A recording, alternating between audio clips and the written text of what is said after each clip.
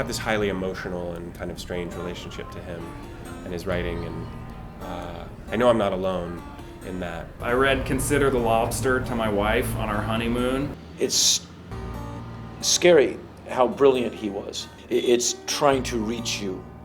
On every page, he's trying to make a connection. Yeah, just make sure that it's good. Got it. Yeah, okay. Member of your fan base can hear you. David Foster Wallace's writing sort of lends itself to being said aloud. My impression is that he would feel the fear more as real fear.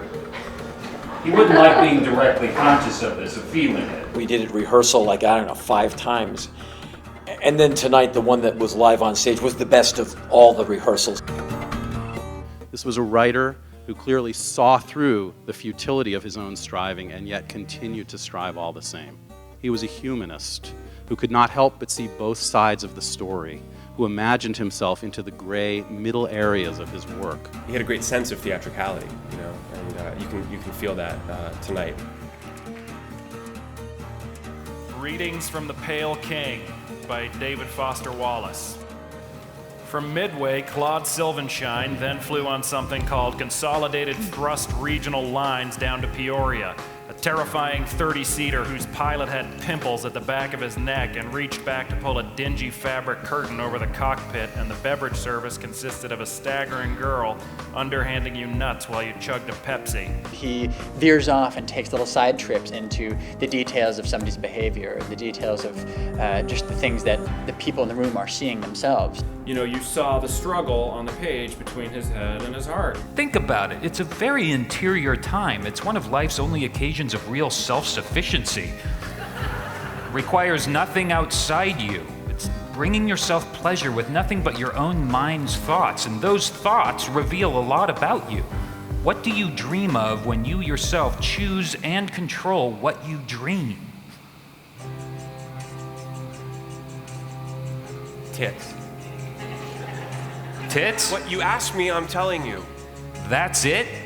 Tits? What do you want me to say? It was hard for me to not laugh. It's funny. I heard other people in the cast laughing too. You can't not. Suddenly, it wasn't that he'd stepped in shit so much as become shit.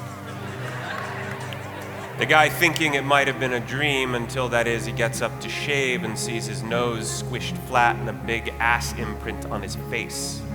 Did he scream? Well, in a muffled way, they all screamed. I think he really kind of breathed into the kind of big cosmic questions and was doing really interesting, asking himself some really big and interesting questions. The underlying bureaucratic key is the ability to deal with boredom, to function effectively in an environment that precludes everything vital and human, to breathe, so to speak, without air, to be, in a word, unborable. Just the dialogue between the hot-looking gal and what's his name, Mr. X, his nickname is at the office.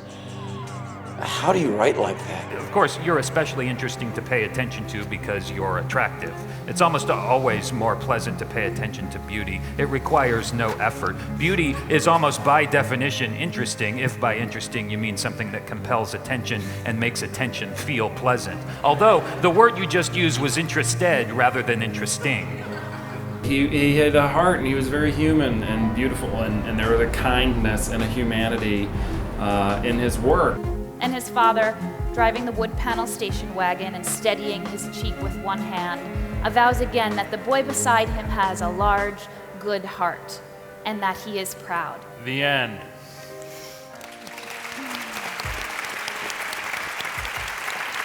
Well, this is my first time working with pen, and everybody I've met so far cares so much about the written word and keeping an interest in writing and reading. I got an email from one of the people who put it together, Adam. I've known Adam for like maybe 88 years. He said, you should do this. This book's amazing. This writer's amazing. So I said, and if Adam says it's something worth checking out, I went, okay.